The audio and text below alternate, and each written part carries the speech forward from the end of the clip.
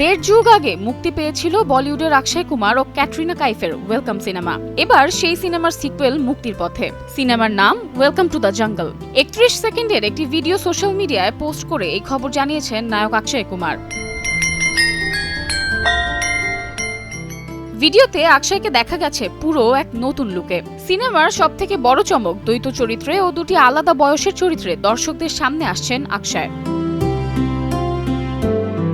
ইনস্টাগ্রামে video post করে অক্ষয় caption লিখেছেন, ওয়েলকাম টু দ্য জঙ্গল সিনেমার তরফ থেকে সবাইকে অনেক শুভেচ্ছা। সিনেমা আসছে ২০২৬ সালে। আপনাদের কাছে আমাদের সিনেমার ঝলক তুলে ধরার জন্য আর অপেক্ষা করতে পারছি না। সিনেমার শুটিং শেষ হয়েছে জানিয়ে অক্ষয় আরো বলেন, সবার অনেক পরিশ্রমের ফসলেই হতে চলেছে এই সিনেমা।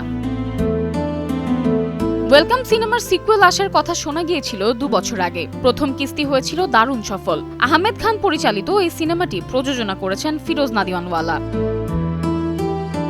অক্ষয় ছাড়াও সিনেমাতে দেখা যাবে আরশাদ ওয়ারসি, সুনীল শেঠি, রাভিনা টন্ডন সহ আরো অনেকে। Samiha Majumdar, star news.